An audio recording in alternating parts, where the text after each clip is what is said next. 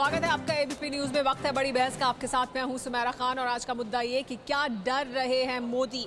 ऐसा इसलिए कहा जा रहा है क्योंकि नरेंद्र मोदी ने कल 16 मई के बाद एनडीए का कुनबा बढ़ाने की बात की थी और समर्थन की बात भी की थी कि दरवाजे खुले रख सकते हैं वो। लेकिन इस पर मायावती ने पलटवार आज किया और उन्होंने कहा कि वो किसी भी सूरत में बीजेपी के साथ नहीं जाएंगी। उन्होंने उसकी वजहें भी गिनवाई, जिस पर अमित शाह ने कहा कि वो राजनीतिक छुआछूत में विश्वास नहीं रखते हैं। बड़ा सवाल ये जो मायावती कह रहे हैं, क्या नरेंद्र मोदी 16 मई से पहले यानी नतीजे आने से पहले ही डर रहे हैं? You will not seek the support of these parties who have bitterly criticized you and who you have bitterly criticized in the course of these campaigns. I'm talking about parties like Mayawati, Mamata Banerjee, even Jayalalitha to some extent, even Naveen Patnaik to some extent.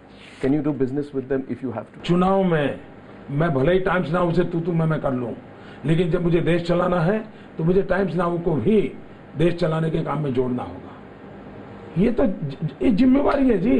आप राजनीति से बाहर निकलो ना, बहुत हो गया भाई। अंग्रेजी चैनल टाइम्स नाउ को दिए इसी जवाब के बाद उठ रहे सवालों को लेकर मायावती ने अपना रुख साफ किया है। बीजेपी की हालत इस चुनाव में काफी ज्यादा खराब है। बीएसपी किसी भी कीमत पर श्री नरेंद्र मोदी को अपनी सरकार बनाने के लिए किसी भी प्रकार से कोई भी समर्थन इनको नहीं देगी। बीजेपी के नेता भले ही चुनावी सभाओं में 300 से ज्यादा सीटें जीतने का दावा कर रहे हैं, लेकिन सवाल ये है कि अगर बहुमत नहीं मिलता है तो क्या होगा। मायावती ने अपना रुख साफ कर दिया है। ममता पहले एनडीए में रह चुकी हैं, लेकिन इन दिनों जिस तरीके से ठनी हुई है उससे साथ आना आसान नहीं दिख रहा। जयललिता से मोदी के रिश्ते तो अच्छे हैं, लेकिन साथ आ ही जाएंगी इसको लेकर साफ साफ नहीं कहा जा सकता। बीजेडी, वाईएसआर कांग्रेस बड़े खिलाड़ी साबित हो सकते हैं। Bharatiya Janata party political untouchability में नहीं मानती है। हम मानते हैं कि जनता का जो जनादेश होता है इसका सभी पार्टियों ने सम्मान करना चाहिए। मायावती जी ने अपनी बात करी है, हमने अपनी बात करी है, मैं इस पर कोई रिएक्शन देना नहीं। कांग्रेस कह रही है कि मोदी बहुमत नहीं मिलता देख जाति की राजनीति करने पर उतर आए हैं। शायद हताश होकर के भारतीय जनता पार्टी के प्रधानमंत्री पद के उम्मीदवार ने इसको एकदम से दूसरा स्पिन देते हुए नीचे स्तर की राजनीति को जाति के साथ में इसको जोड़ दिया। 90% तो मैं ये कहूंगा कि एनडीए की नहीं बनेगी, और अगर 10% गलती से एनडीए की बनेगी तो नरेंद्र मोदी उसके प्रधानमंत्री नहीं होंगे। मोदी के ताजा संकेत के बाद कई तरह के सवाल उठने लगे हैं। अरविंद केजरीवाल तो खुद मोदी के वाराणसी से हारने की भविष्यवाणी तक कर रहे हैं। बहुत बुरी तरह से घबराए हुए हैं। वाराणसी हार रहे हैं नरेंद्र मोदी जी। अब ये नाटक और नौटंकी करने लगे हैं। नरेंद्र मोदी भी जब बिहार के मोतिहारी पहुंचे तो लोगों की भीड़ देखकर ये दावा करने से नहीं चूके कि मीडिया को हकीकत का अंदाजा नहीं लग रहा।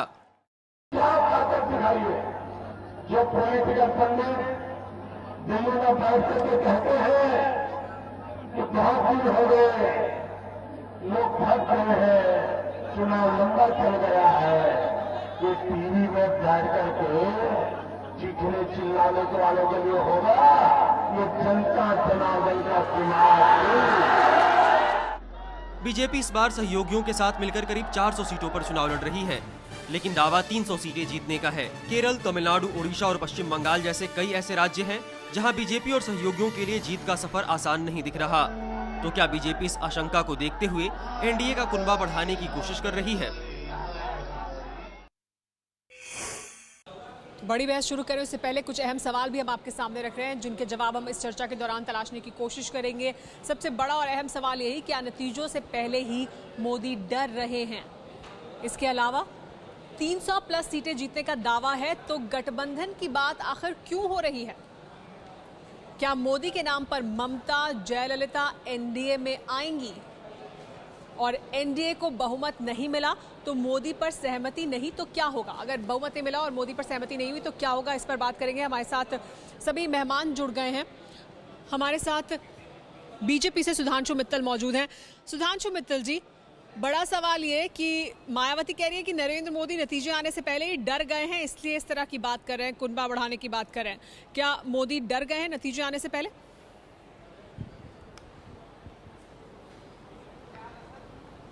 सुमेरा जी, पहले बात तो ये कि मोदी जी ने कुनबा बढ़ाने की बात कहाँ करी। माफ करिएगा, ये जो अभी आप क्लिपिंग दिखा रही हैं, ये गलत क्लिपिंग दिखा रही हैं आप। इसमें दो हिस्से अलग अलग थे जिनको जोड़ के आप दिखा रही हैं। उनसे क्या पूछा गया?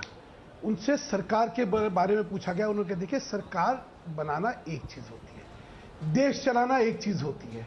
मैं देश चलाने के लिए हर जो सांसद है उसकी अहमियत रखूंगा। मुझे देश चलाने के लिए सबको साथ लेना है। जी बिल्कुल। देश चलाना और सरकार बनाना अलग अलग माना, और उन्होंने ये बात करी। उन्होंने इसी इंटरव्यू में मैं आपको एक और लाइन बताती हूँ ना, मैं आपको एक और लाइन बताती हूँ। इसी इंटरव्यू में उन्होंने एक और लाइन ये बोली कि ये मेरा तरीका हो सकता है दरवाजे खुले रखने के लिए। यानी गठबंधन के साथियों पर बार बार जब सवाल पूछा गया तो उन्होंने ये कहा था कि ये मेरा तरीका हो सकता है दरवाजे खुले रखने के लिए, उनको साथ लाने के लिए। सवाल गठबंधन को लेकर ही था, तो उसको लेकर उनका इशारा साफ था। ना, आप दिखाइए। आप जब दिखाएंगे, मैंने वो इंटरव्यू बड़े गौर से देखा है, बड़ी गंभीरता से देखा है। कहीं कोई इस तरह की चीज मोदी डर गए? अच्छा भाई, मोदी क्यों डरेंगे? किस लिए डरेंगे? जिसमें हम लोग कह रहे हैं कि हमारी 300 सीटें आ रही हैं, उसके बाद हम डर गए। और सुनिए, हो यहां ये रहा है कि कहावत है ना, सूत में कपास जुलाब में लट्ठम लट्ठा हो रही है। अरे भाई, मायावती जी से किसने समर्थन मांगा है?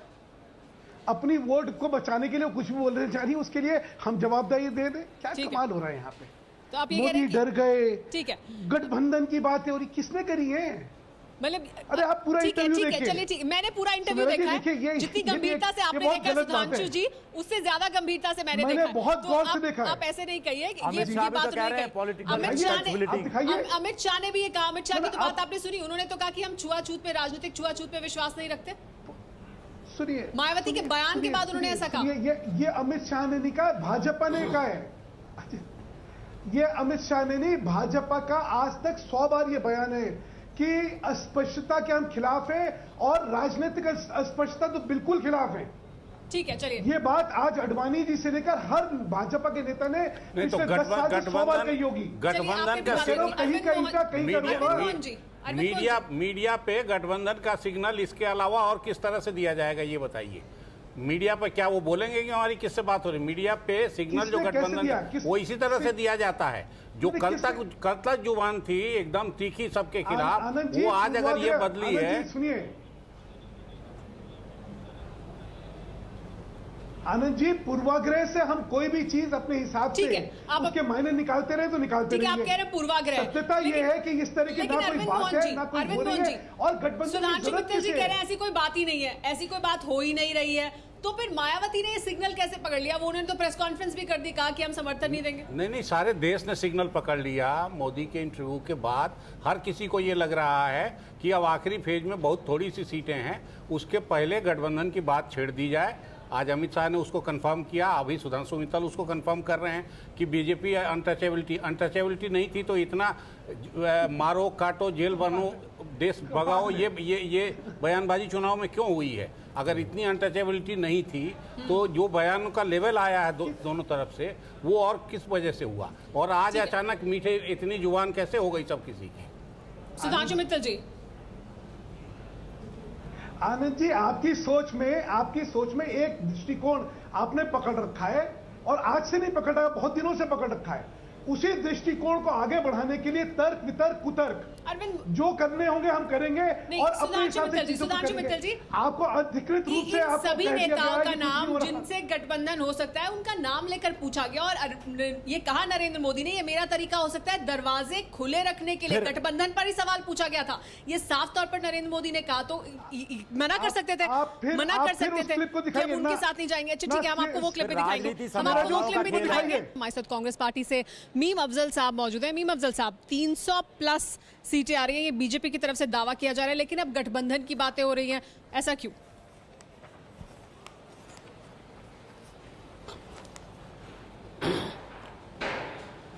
देखिए, 300+ का दावा तो ये पता नहीं कब से कर रहे हैं, और हम शुरू से कह रहे हैं कि 200+ भी नहीं जाएंगे, 200 से नीचे ही रहेंगे। और इसका सबूत में कई बातें सामने आ रही हैं। अभी तो आप बात कर रहे हैं, आज वो मायावती जी बहन से इत्तेहाद की बात कर रहे हैं, और ममता जी से बात कर रहे हैं, उनका जिक्र कर रहे हैं। लेकिन अगर आप शुरू से देखें, डेवलपमेंट की राजनीति से शुरू हुए, उसके बाद इन्होंने पैंतरा बदला, उसके बाद कम्युनल राजनीति पर आ गए मुजफ्फरनगर पहुंचते पहुंचते। उसके बाद और आगे बढ़े तो अभी जात पात की राजनीति पर उतर आए, और अब उससे भी काम नहीं चल रहा तो अब जात पात के नाम पर जो दूसरे लोग हैं उनसे गठबंधन करने की बातें करने लगे हैं। जात पात के नाम पे गठबंधन की बात कहाँ हो रही है? बहुत तेजी के साथ उसका काफी दिन होंगे, आपको याद होगा। जात पात के नाम पर गठबंधन की बात कहाँ कर रहे हैं? वो तो कह रहे हैं कि हम साथ लेकर चलेंगे गठबंधन। ग्राफ बहुत तेजी से नीचे गिर रहा है।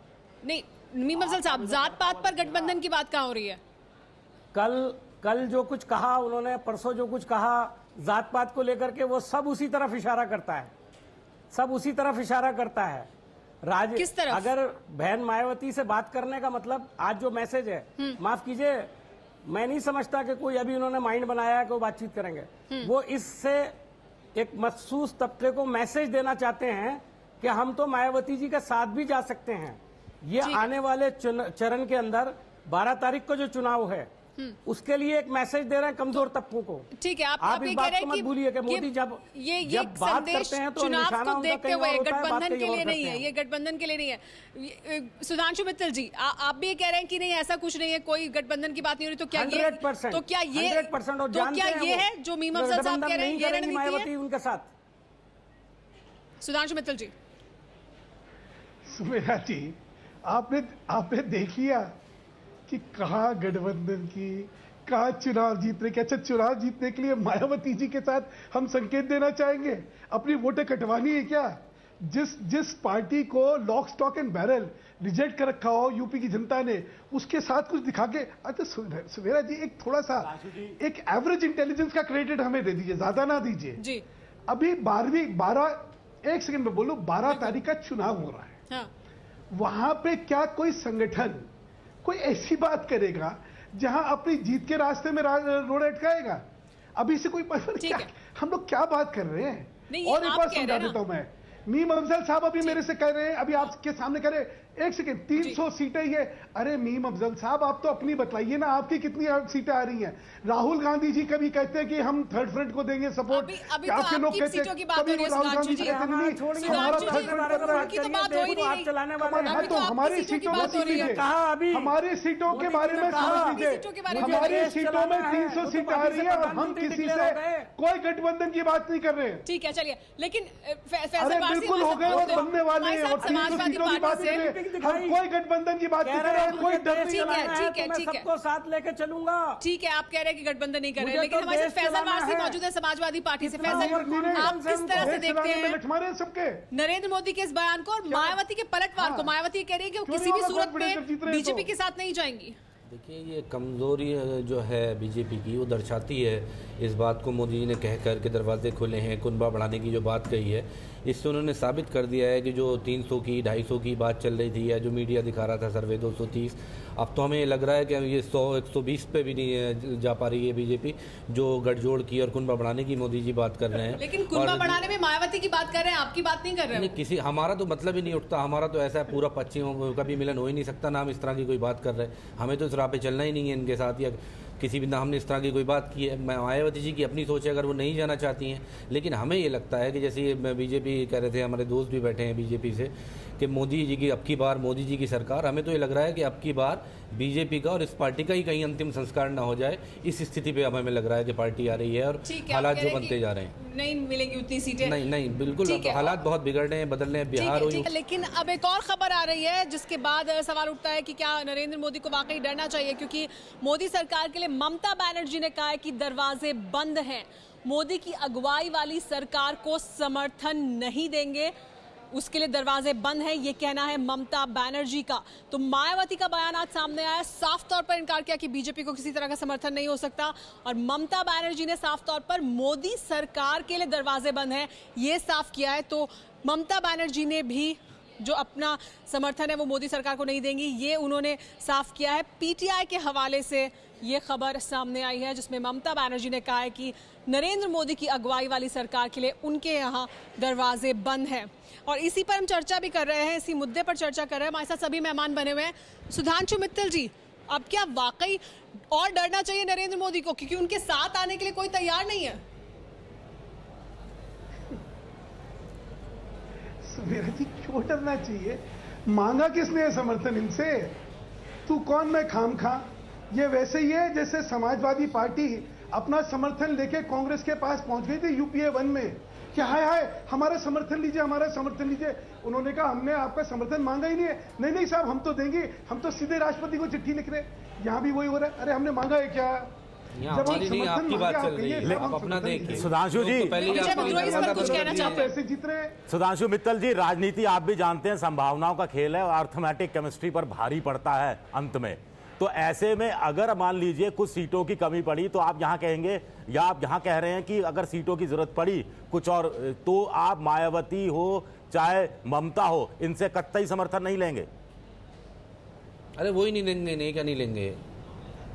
विजय जी, ये चुनाव जो है, अरे सुन तो लीजिए भाई जी, बोलिए जी, ये चुनाव जो है ये गणित का चुनाव नहीं है, ये केमिस्ट्री का चुनाव है। नरेंद्र मोदी लेकिन कह रहे हैं अरिथमेटिक के बारे में, एक दो नहीं होते हैं इस समय। नरेंद्र मोदी ने कहा था, कभी नहीं कहा, उन्होंने कहा अरिथमेटिक राजनीतिक केमिस्ट्री और अरिथमेटिक की बात उन्होंने की थी।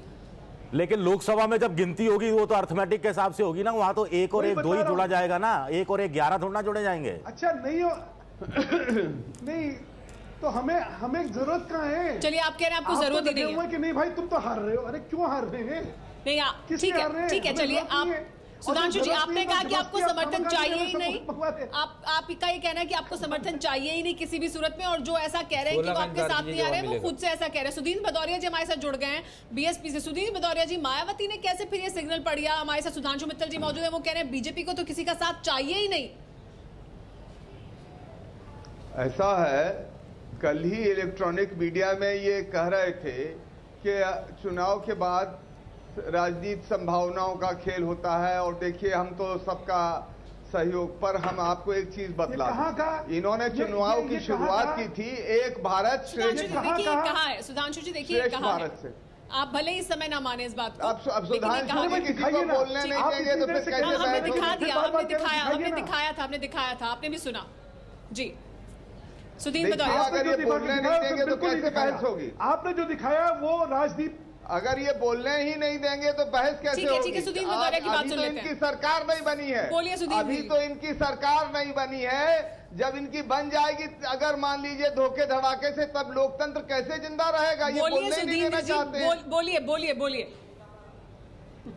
मैं ये कह रहा हूं, इन्होंने चुनाव की शुरुआत की थी विकास के नाम पर, और फिर अब ये आ गए हैं कि जो लोग हमें वोट नहीं देंगे उनको पाकिस्तान खदेड़ दिया जाएगा।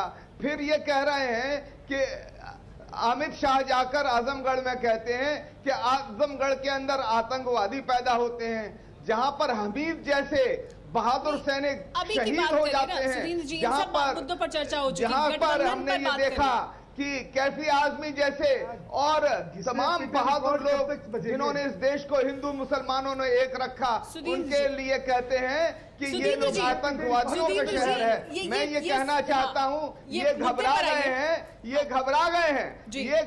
हैं, इसलिए अब ये भाषा इस्तेमाल कर रहे हैं ऐसी जिससे लोगों में टकराव पैदा हो और खून खराबा हो और सांप्रदायिक दंगे हो। और गठबंधन की बात कर रहे हैं वो तो आप कह रहे हैं कि आप गठबंधन नहीं देंगे, मतलब बीएसपी की तरफ से कहा गया है।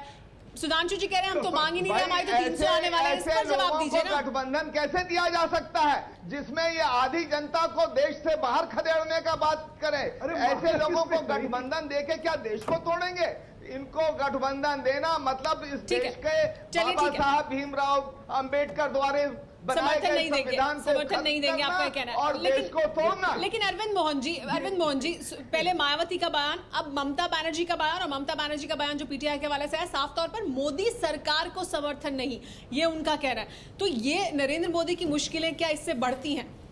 टाइमिंग भी मेरे ख्याल से महत्वपूर्ण है इसमें, और संजोग से जिस आखिरी फेज में अब चुनाव रह गया है उसमें मायावती भी एक महत्वपूर्ण प्लेयर हैं और ममता बनर्जी भी महत्वपूर्ण प्लेयर हैं। तो अगर बीजेपी को गरज है इन दो हमारी नेत्रियों से, तो फिर उसके लिए मुश्किल आ रही है, और ये दोनों कहीं से भी नरम पड़ के अपना आधार नहीं खिसका सकती। जैसे एक बार ये प्रचार हो जाएगा कि ये जा सकती हैं उधर, वैसे मायावती को भी नुकसान होगा, वैसे ममता को भी नुकसान होगा। तो अगर बीजेपी इस किस्म के पॉलिटिक्स पे चलेगी तो ये सूरत बनी रहेगी कि नाम लेने से लोग घबराएंगे उसका, कि कहीं साथ नाम दिख गए, कहीं तस्वीर साथ लग गई, कहीं नाम साथ आ गया, तो नुकसान हो जाएगा।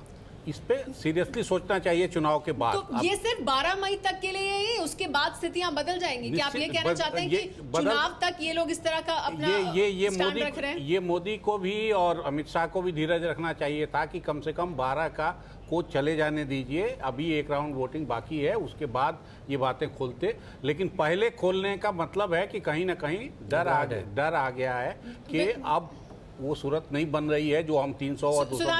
सुधांशु मित्तल जी के पास मैं जाऊं से पहले 1 मिनट मीम अफजल साहब की भी एक प्रतिक्रिया ले लेते हैं। मीम अफजल साहब, ये अरविंद मोहन जी का कहना है कि 12 मई के बाद स्थितियां बदल सकती हैं, लेकिन अभी अगर मायावती या ममता बनर्जी साथ जाने की बात करेंगी या उस तरह का दिखाई देगा कहीं ना कहीं, तो उन्हें नुकसान हो सकता है। इस वजह से क्या वो इस तरह के बयान दे रहे हैं?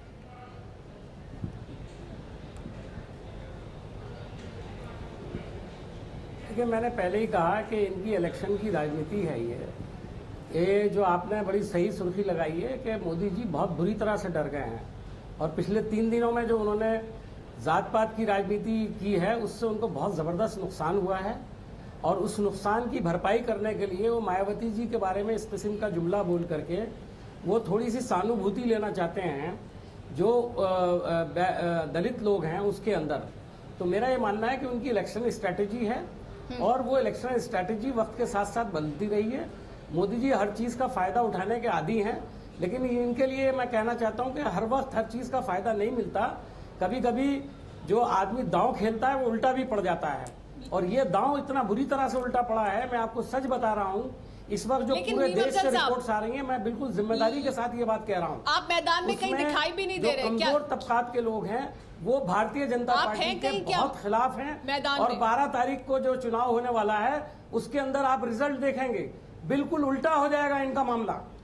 ठीक है सुधांशु मित्तल जी, मीम अफजल साहब का बार बार ये कहना है कि ये आपकी चुनावी रणनीति है। क्या चुनावी रणनीति है? क्योंकि आप कह रहे हैं गठबंधन तो मैं चाहिए नहीं, फिर इस तरह का बयान देकर क्या चुनावी रणनीति है? कमजोर हो जाए मायावती और ममता बनर्जी? चलिए मैं मीम अफजल साहब का बहुत शुक्रगुजार हूँ कि कम से कम उन्होंने माना, ये कहा कि ये चुनावी रणनीति है, कोई डर नहीं है हमारा। हम डर से नहीं बोल रहे, चुनावी राजनीति से बोल रहे। सुमेरा जी, ये सब बातें आप सब लोगों ने सुन ली, इन बातों पे क्या मतलब? मैंने कहा डर है क्या? तभी तो चुनाव राजनीति बनाई आपने। लॉजिक है क्या? डर नहीं होता तो नई चुनाव की राजनीति क्यों बनाते आप? नहीं सुधांशु जी, गंभीरता से अगर हम सवाल दें, चुनाव के साथ होती, डर के साथ कैसे होती है? मतलब मीम साहब, कुछ कुतर्क जो है ना, वो कुतर्क जो है उससे कोई फायदे। मैं एक बात कह दूं, आपको एक बार आखिरी बार बता देता हूं। हाँ जी, हम लोग ना किसी से समर्थन मांग रहे हैं, ना हमें कोई 300 सीटों से कम आने का कोई खौफ है, कोई डर है। हमारा आखिरी चुनाव का परसों का चुनाव है, जिसमें कि ठोक बजा के हमारे को वोटें मिल रही हैं। आप लोग अपने अपने मन में अपने अपने जो है लड्डू फोड़ते जाइए, और ये कहिए रोकने के लिए ये बयान दे दो, वो बयान दे दो। आपको मुबारक, आप जो बयान देना दीजिए, सापा दे, सुधांशु जी 16 मई बहुत दूर नहीं है, करना करे, सब सामने आ जाएगा, कोई जरूरत नहीं और हमें आपसे कोई चिंता नहीं है। आगे बढ़े उससे पहले इरफान का कार्टून आज के इस मुद्दे पर आइए देख लेते हैं। इरफान का कार्टून जो दिखा रहे हैं नरेंद्र मोदी और अमित शाह को मायावती, और उनके लिए वो कह रहा है कि हमने तो समझा था ये मूर्ति है।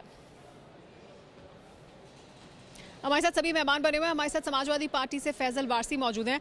फैजल वारसी साहब, बीजेपी की तरफ से कहा जा रहा है कि हमें तो सारी सीटें अपने दम पर मिल जाएंगी, वो तो साथ लेकर चलने की बात है, तो साथ आप चलने के लिए तैयार हैं बीजेपी के? कैसी बातें कर रही हैं आप सुमेरा?